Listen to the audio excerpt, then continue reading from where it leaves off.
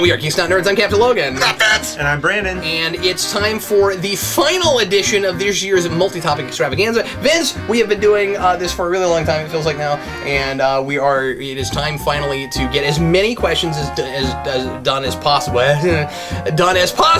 as we can in the next half an hour to finish off this year's multi-topic extravaganza. As I said last time, we did get quite a few other questions that we're not going to get to that were more recent things. We're still working on the first print-off from the beginning. We just had so many insightful questions. So tons of other questions that we're going to make sure and tackle someplace and use a lot of those, the really good ones, as topics for a future full-length Geeks Not Nerds. Are you ready, Vince? I am ready. Are you ready, Brandon? I am ready. We brought Brandon into this one just because he happened to just be around. He's just here. He's just hanging out. I was just hanging out. And so Brandon... He was like, I'm cold, let me in. Brandon's been on multi-topic extravaganzas before. We thought it would be fun to let him in on this last one with us. So anyway, Brandon, some of these you probably will have no opinion on whatsoever. But the ones that you do have an opinion on, feel free to weigh in on. Sure. And have fun hanging out with us. Hopefully that happens. Are we ready? Yeah. Okay, let's get into it. Soundwave71 Mosley asks two questions, and he says, first of all, he mentions Gravity Falls. This guy's been trying to get me to watch that and review it on Primetime Crisis for forever. I just haven't gotten to it, sorry. I might take a look at it at some point. There's so many shows right now. But a lot of people really like that show and keep telling me that I should try it, so I will try it at some point. Have you heard of Gravity Falls? Yeah. I'll try to get to it, okay? Is it true that people who want to become authors have to go to college in order to proceed and pursue the career that they've chosen? Because I really want to one day become a graphic novelist and someday publish my own book so that I could spend some of my thoughts spread some of my thoughts and worldviews through comics and graphic novels. No. It's not necessary. Definitely not. It's a good idea if people keep telling you need to refine your craft, maybe you should go to school. Yeah, I think there is. I think there's a certain amount of education that you definitely need just to make sure that, and frankly, stuff that you should just be able to get in regular school, but doesn't always happen for people these days. I think not to get too far into that, but I mean, I just meet so many people that just have a high school diploma, and have not much of a grasp of grammar and syntax and the basic stuff. So, I mean, before you really get rolling in writing, you need to make sure you got all that stuff down. And it's just not a foregone conclusion in the world we live in, where it's become a lot more okay to not really know how to properly communicate in the written word and still write. And that's kind of unfortunate, but in the professional world, you're not going to be able to get away with that the way you can in YouTube comments and tweeting to people. So now, Todd McFarlane did not get famous because of his writing. No, that's true. Some people are able to backdoor it through some other talent that they have. But yeah, so my advice is make sure that you've got the basics down of just the mechanics of writing. And then beyond that, if you don't get a formal education, do a lot of reading. Read all the time. You need so much more reading if you don't, and you need a lot of reading anyway. But the reason I say you need so much more reading if you don't get a formal education is because that forces you to do a lot of reading. And you learn so much just through doing that. Now, I believe in the workshop process. Some people don't. I think that there are plenty of wonderful writers, including Stephen King, who kind of abhors workshopping and has a lot of good reasons for that. I don't completely agree with him, but who am I to Stephen King? But Stephen King, of course, obviously is a wonderful writer, and he doesn't have and he didn't go through workshops, or at least the ones he didn't take much from. So anyway, yeah, I'm kind of all for workshops, and especially at this point in time, there's lots of writing groups. Yeah. There are lots of fiction writing books out there. So if you there's a lot of bad ones too, though. Well, that's the tough thing with relying too much on that. But there are some things out there that are pretty good that give you what do you call them? All I can think of is the word workshop. Exercises to do different kinds of things. You read different kinds of stories, you read different kinds of genres, and then you get to learn what character-driven means, because I don't think a lot of people know that. No, absolutely, yeah. They're like, well, the character's driving.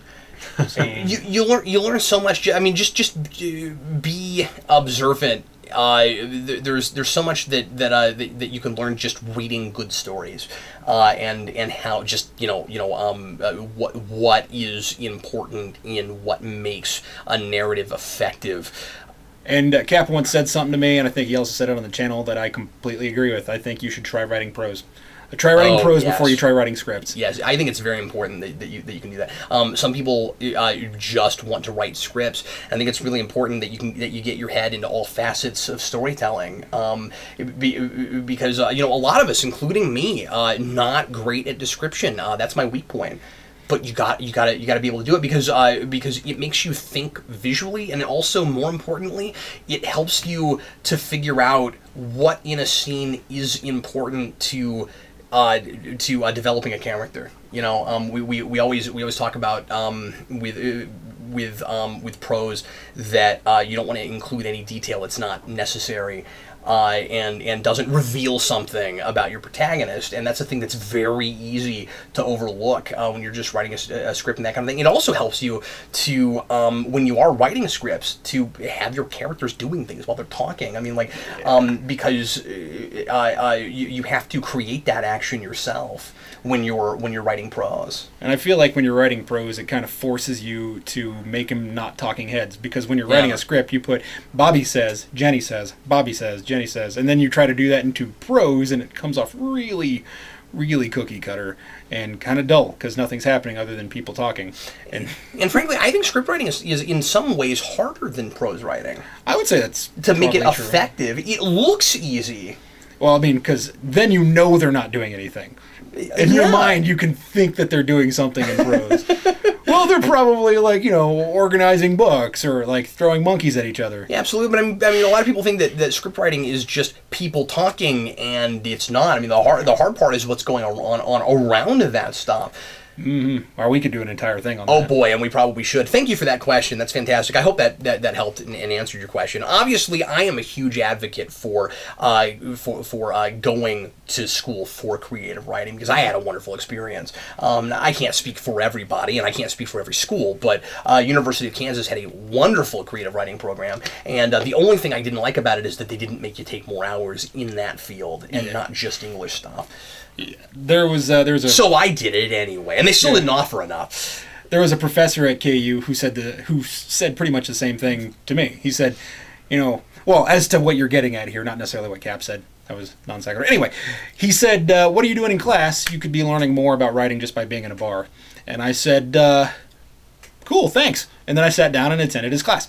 Yeah. So I'm like, you know what? I need to learn more about the language. Let's do that. But then, of course, after that, the most important thing is get some life experiences. Yeah. Right from experience. That makes it authentic. Boy, should have done a whole show. We might have just done a whole show on that just now. Nathan, hi, Brandon.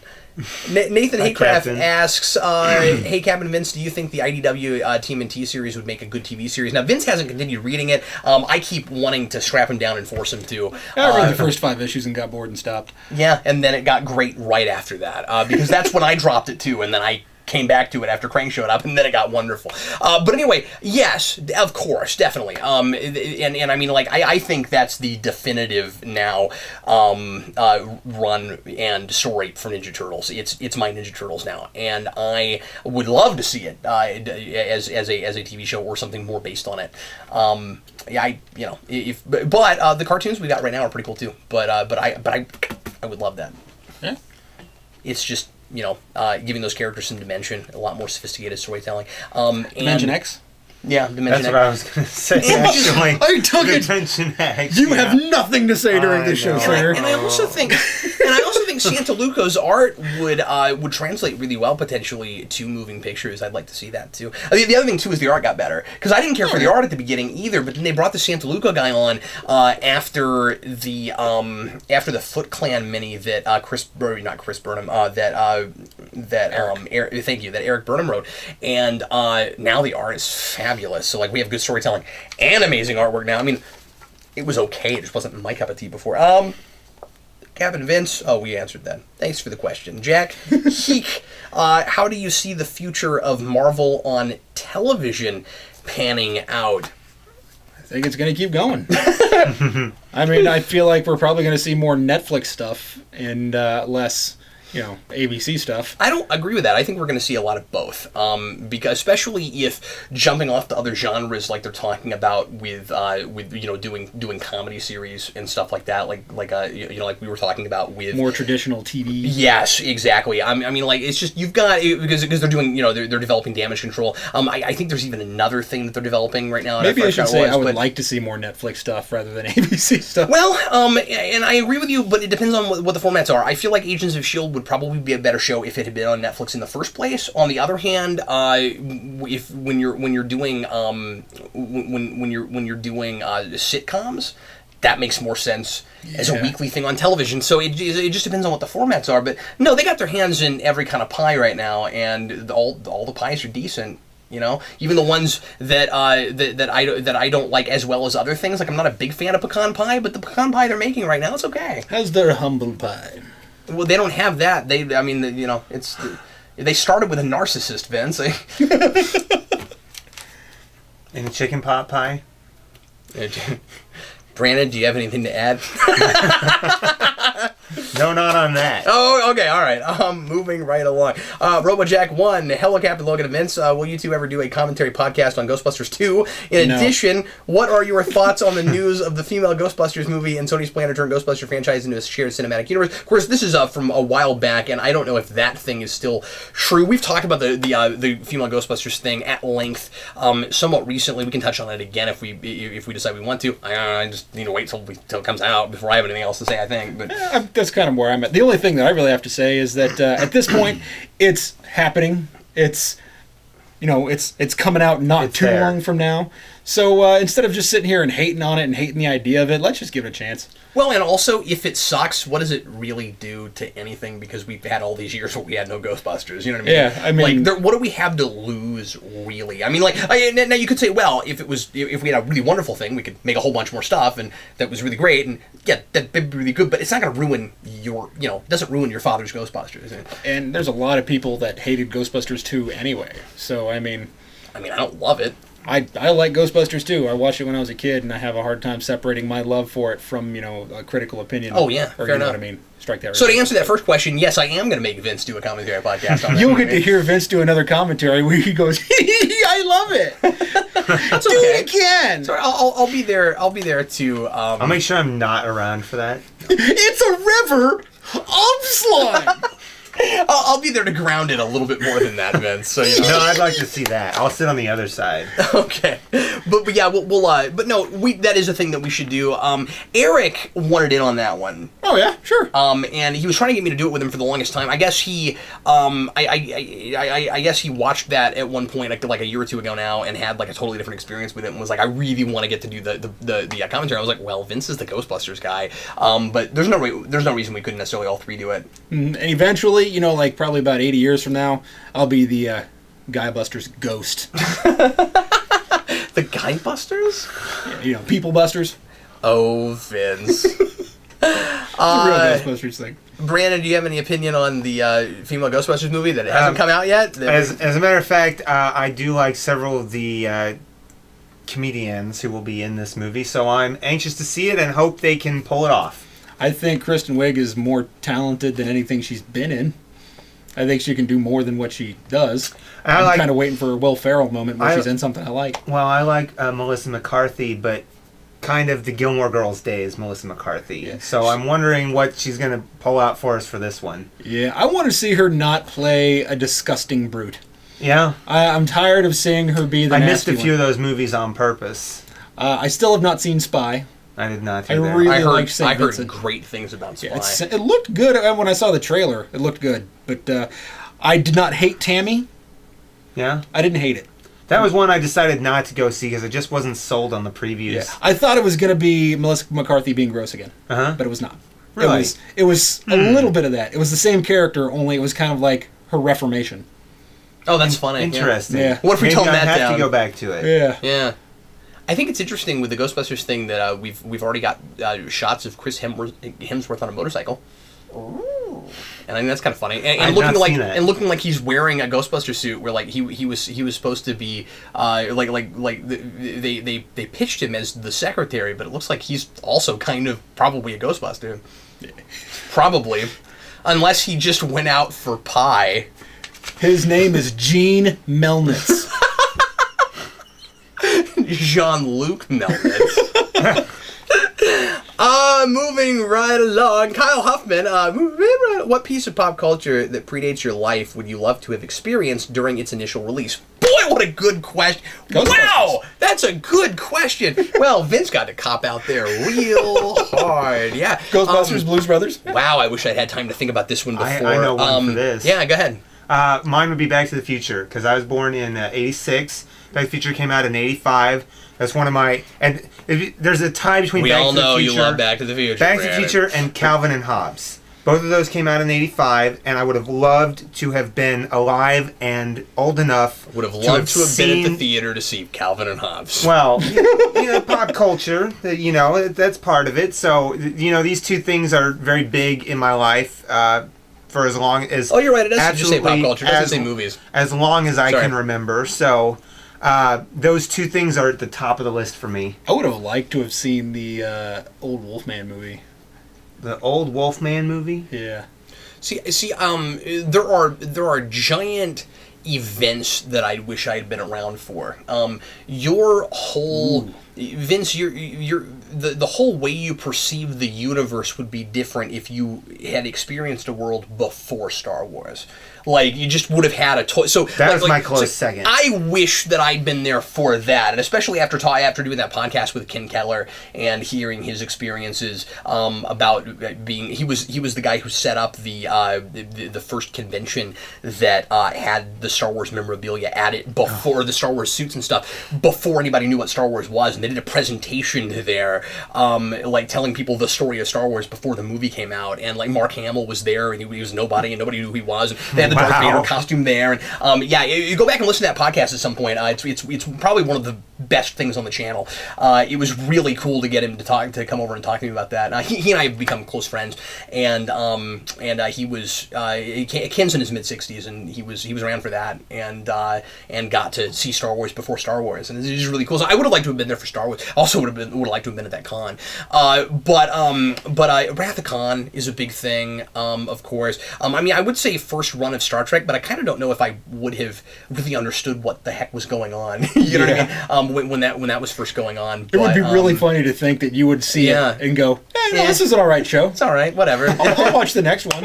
But you're cerebral enough that it would have been Next Generation, and I was around for that. You know what I mean? So I think you're cerebral enough that you would have kind of latched on. I think Star Trek has something to do with that, though.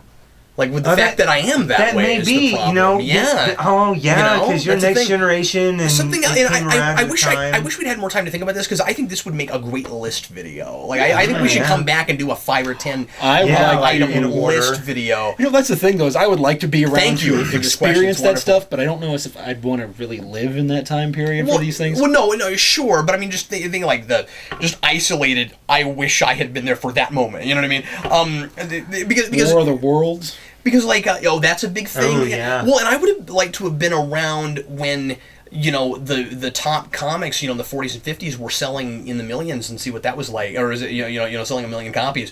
And be in a day and age where, comics were disposable forms of art, and were not even really considered art at the time, except for the fact that the people are drawing things. But like, there's no eyes, and you're going, no, trust me, it's awesome. On you go buy things at newsstands and street corners, and I would have liked to have seen the history of that, but obviously, once again, like, knowing what I know now, you could go back in time and look at it. That's a great question. We should make that a list video. You bet on the Cubbies? Bet on the Cubbies, yeah, exactly. We get it! You like Back to the Future! Hey, it's a good month for that. Boy, I think that might be my favorite question so far. 1, 2, 3, that Rock was fan. A darn good question. What are some instances in which you hated the trailer but loved the movie? Once again, I wish I had time to think about this. He says Hugo, 127 Hours, Bridesmaids, Lincoln, Frozen, and Paddington come to my mind, and of course you didn't like Bridesmaids. You talk all the time about how much you hate that, so we can move on from that. But, I don't know, things where I didn't like the trailer. Actually, nothing springs to mind. Yeah, same here. I kind of like the. I've obviously had the opposite a lot, where it's like I'm so excited about this, and then it just didn't really. I kind of like Paddington. I mean, I thought maybe I would enjoy Paddington, and then I was surprised about how much I like Paddington, because the earwax licking thing was such a big deal in the trailers. And the rest of the movie is not that gross. And I guess even that moment's not that gross. I'm trying to think of an example. I mean, I guess there have been times where I've seen a trailer and been like, yeah, I wouldn't like that. And then I've seen the movie and been like, oh, wow, that was actually sort of good. But I have a crap example. Nothing's springing to mind. I'm only coming up with examples of the other way where I kind of liked the trailer and then hated the movie. Right. I thought, based on the trailer, that Dark Knight was going to be Joker the movie. Oh, yeah. And I was like, it might be cool, but I was kind of hoping for more Batman. And then it turned out to be like a Batman movie that...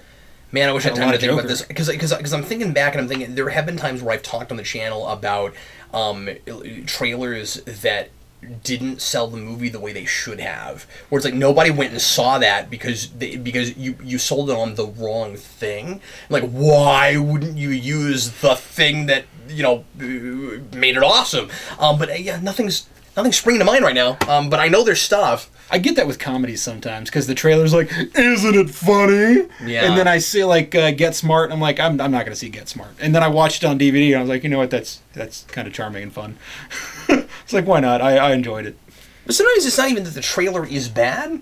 Yeah, it's just that, it's trying to sell it on the concept of what it actually is, but it ends up being smarter than you thought it would be. Yeah. And you don't generally sell movies on here's how smart. It's kind of hard to do that, right? Like, you don't have a lot of time. Like Pixar can't really sell their movies on it's smart. They sell their movies on it's cute, or this is a character you'll probably fall in love with, but not... but not look how intelligently thoughtful this is. I go to Up a lot, but you look at the Up trailer and you're like, it's balloons and a house. What the heck am I looking at? And then you go see the movie and you're like, oh wow. I mean, and again, it's not a good example because I was intrigued by that trailer. I think they sold it exactly the way they should. There's a house and balloons and an old man and a dog that talks. Go, and you're. Okay, it's Pixar. I trust it. That is not the first movie they should have put out. You know what I mean? But I don't know. I wish I had time to think about that. That would be another good thing. Another list video to do a video on. Yeah, that's great. I tend to forget trailers. I mean, that's a thing, right? Yeah. Same here. I'm not thinking back on I remember the really great ones. The Watchmen trailer will never leave my mind. That was such a big deal. Great. But there's stuff like that. But I'm not thinking that starts with crappy ones. World. Yeah. It's part of the problem for me is that when I see a trailer and I'm not vested in the trailer, then I don't usually go see the movie. So I don't have a lot of that because the trailer didn't sell it. I'm not going to go see it. Yeah, and usually I've just ended up having to go to movies that had trailers that I didn't care about because it's a thing that I wanted to review for some reason or whatever. But Cabin in the Woods. See, I didn't see the trailer for that. I had nothing to the trailer, but the movie was alright. See, I've been told that I would probably really like the movie, but I didn't see it because I didn't understand the trailer. I'm like, what is this? I'm not a huge fan of that genre of movie, but I've wanted to get into it. But that one, I didn't see the movie, and I've been meaning to. Maybe that's the case. Yeah. Well, I'm not going to talk about that right now because I'm working on a rewind for that movie. I will just say though that the whole point of that movie is that it's that genre, but it's not that genre. It's kind of making fun of itself. No. It's a commentary on that genre. Oh, okay. And it uses all of. I guess I am talking about it now. It uses all of the tropes in the formula of the slasher film and the kids go out to a cabin, in the middle of the woods, movie, in order to examine human condition. I mean, it's fantastic. It's a very, very character and idea-driven piece. Well, there's my rewind. I don't have to write it. I'll consider buying it when I see it next time. You can borrow mine. Yeah? This is a really interesting one, too. Well, we copped out on that. Sorry about that. 123 Rock Fan. What are your opinions on movies that criticize critics? That's a great question. Ratatouille, Chef, and Birdman, for example. Do you think it's fair for movies to do that? Yes. I think so, too. I think it just kind of depends on what you're doing. Like, if you look at Ratatouille or Birdman, you're making a statement. You're not necessarily making a statement of arrogance that the writer knows better than the critic, because those are two different roles. Or that criticism needs to be dead. Yeah. Like Lady in the Water. I mean, you look at Birdman, and that's a very specific kind of critic. They're not all like that. Yeah. That's a critic that's trying to use her power to ruin people's careers. They're not all like that. And then you have the critic in Ratatouille, where that character is reformed at the end, but he's still a critic. Yeah. There's a movie out there that I liked a lot called Chef, which... He just mentioned that one, too. Oh, he did? Yeah. I'm deaf as heck. Chef! Oh, thank you! You're welcome! But I really like Chef, and I mean... What is it going to be like working with you in our 60s, pal? What? I said, put your hearing aid in! Hang on, let me put my hearing aid in! I'll go out and buy you one of those old-fashioned little pipe-looking hearing aids, that you hold up to your ear, yeah. Geekvolution in 4D. Geekvolution at 40? Anyway, sorry. Oh boy, that's only smell-o-vision. That's only 9 years, Vince. Ooh. It's 11 years for me. No, I think he's saying when Geekvolution turns 40, and No, we're I'm all saying like me. 70. Oh, that's a good point. So So how could Geekvolution turn 40 in 9 years? Huh? No, that's what I'm saying. Is that I took it a different direction. 30 years from the inception of Geekvolution. Yeah. Yeah, but I just said it'll be 9 years. And Right, wow. but it was before you said that I took what Vince said. Oh, you're talking about Vince. Okay, Yes. anyway, sorry. What? So Chef I thought was really interesting because you have the back on track. you have the critic character who the entire movie basically gets kicked off because the critic character is a guy who writes. He writes for a living. He's a smartass and he knows how to do it. He's very good at it. And then he gets into this internet. That sounds fight. like someone I could relate to. He gets into this internet fight with the chef played by Jon Favreau. That's how you say that guy's name, right? Favreau. Yeah, that's it.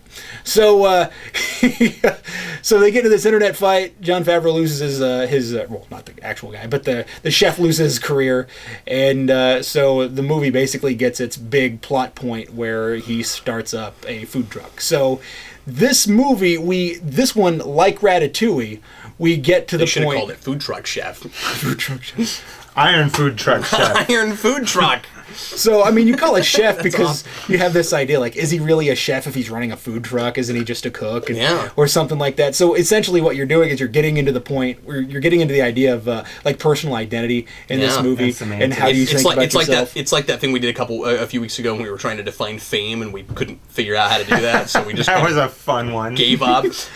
So, I highly recommend Chef. I'd rather not give all of it away, but, I mean, Platt plays a terrific critic. No spoiled food here. Yeah, well, here's the thing. Given that we have a lot of movies that somehow I don't know how these things get past the studio, Vince. You get movies that are criticizing the studio model, criticizing studio interference and how difficult it is to get movies made, and the Hollywood machine and all of that. But they are Hollywood movies. We criticize and I think it's healthy that we do this. That we can look at ourselves somewhat object. Now, sometimes it's cathartic, sometimes it's a thing that we're doing because we're too close to it and we're super emotional. That's when it gets preachy, and that's when we're just kind of ranting in narrative form. But to me, when we're doing it narrative. But to me, when we're doing it thoughtfully, it's healthy that we can kind of examine the world that we live in and not get so caught up to it where we lose perspective.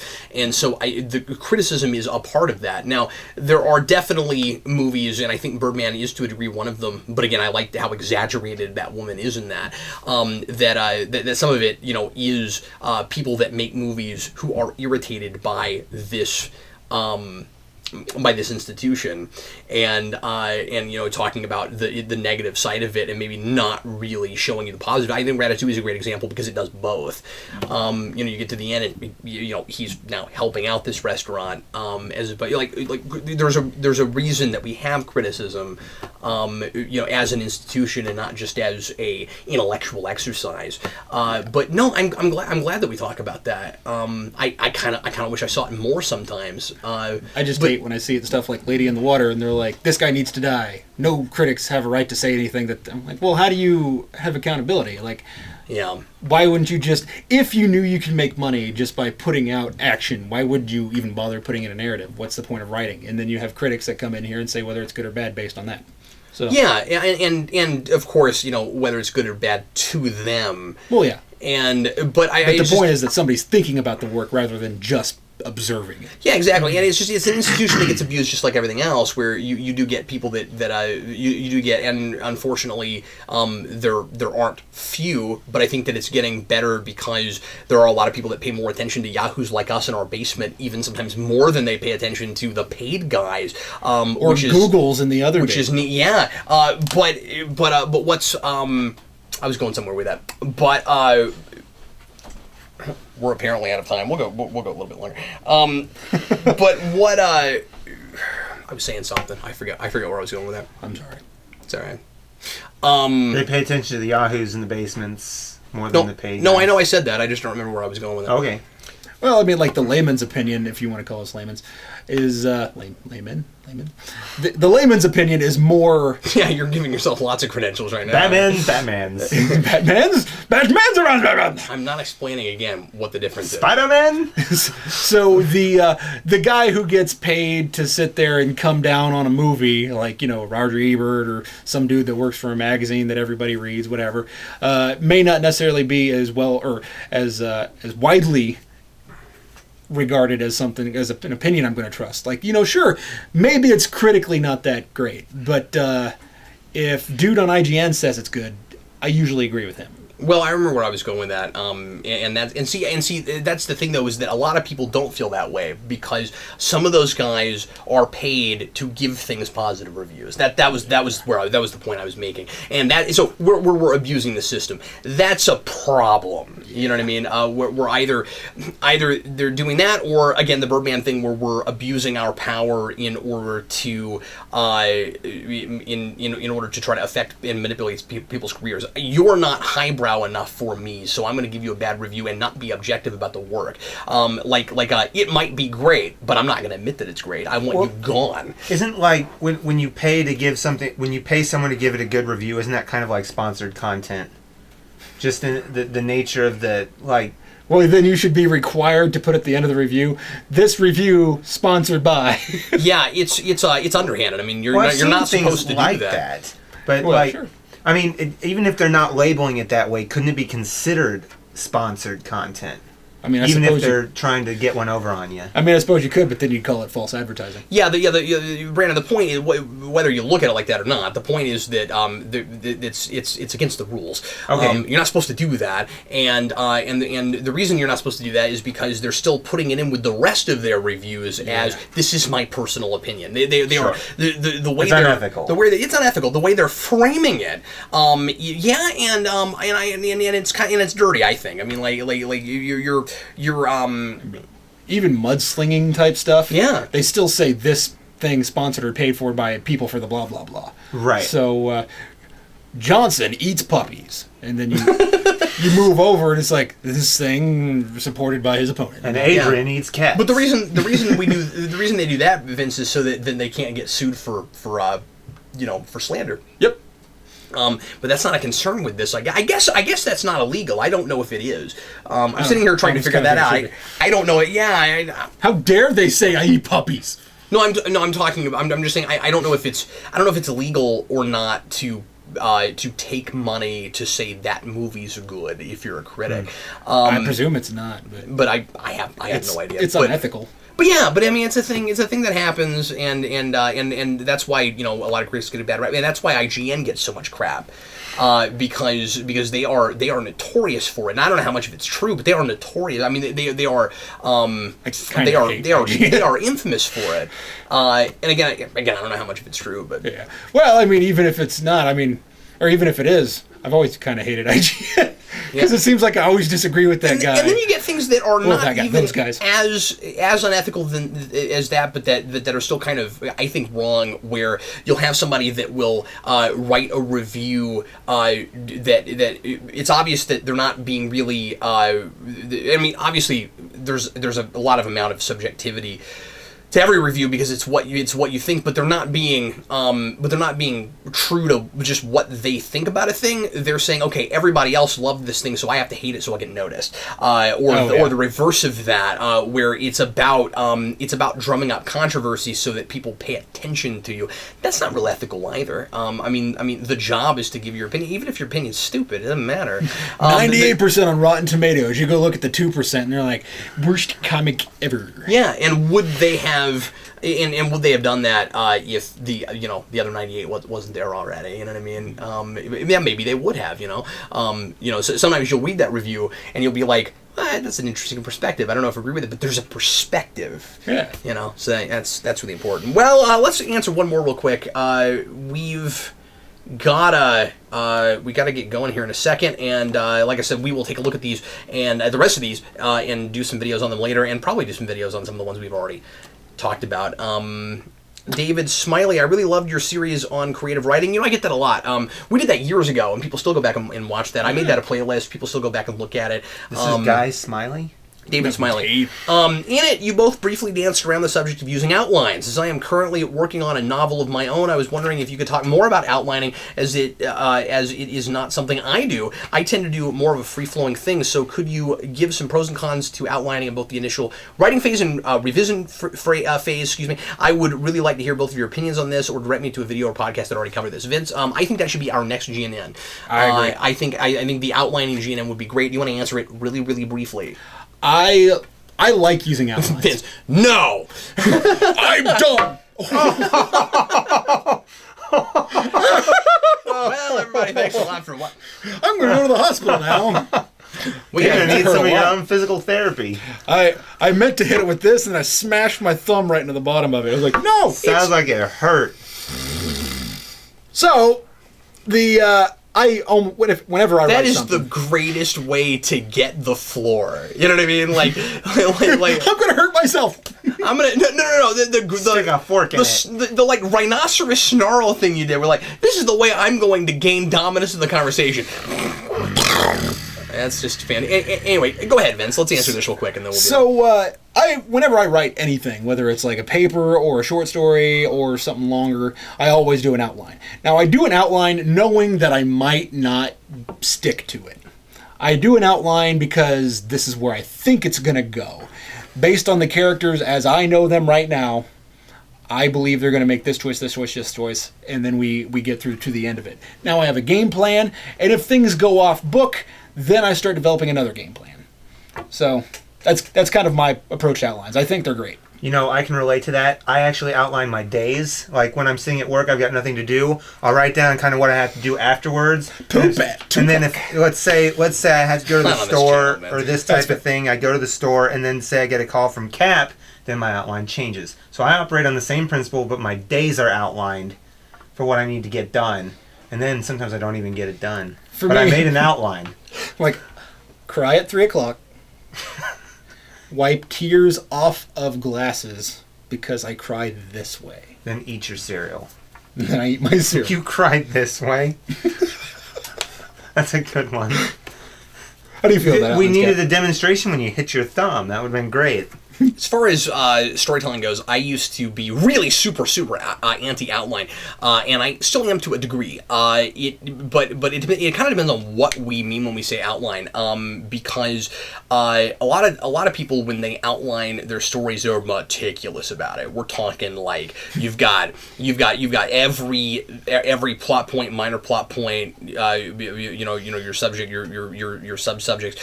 You take all these sticky notes and you put them all over a room, and they're like really, kind of like how a lot of TV shows are outlined. And my problem with that, and I'm not saying it can't go that way, and you can still do that and allow yourself to deviate from it. But the problem is that looks like the same thing to me as planning out a day. You know what I mean? Like it's too rigid, and because the problem is you've got to let your characters drive your story. It's about what a character does in a a moment and how that changes things, actions and consequences. So you might think you know what that character would do, but as you get yourself in that person's headspace and they come alive, they might change on the page. But some of that also is about what kind of writer you are. If I do any kind of outlining at all, I tend to accidentally just start writing the thing. That's my problem. Is that all the individual points that I'm going, because the problem is much of my many of my best ideas, Vince, don't come when I'm like in the shower or mowing the lawn. They come when who am I kidding? My wife mows the lawn. I was thinking about that. They don't come. She also same here, but it's for allergies. She also skins the fish. And she takes your showers for you.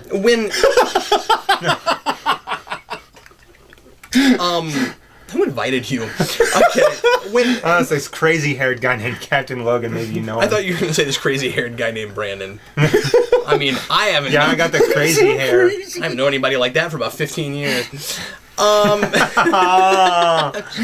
a good one. Yeah, you didn't know me then either. No, I 10 years at most. Anyway, but I'll say this real quick, and then Vince, let's make this our next GNN. But what I find is that like a lot of when I start thinking about the story, all of the stuff that my stories kind of write themselves. Where like I just start rolling and then the stuff comes out on the page. If I start outlining, it's going to be damaging because I need to be doing the writing then as I'm actually plotting it. But I do go for endings. I do often have an ending in mind and I'm writing toward it, and that can change, very easily. But outlining papers makes a lot of sense. Outlining nonfiction makes a lot of sense. Yeah, you almost have to.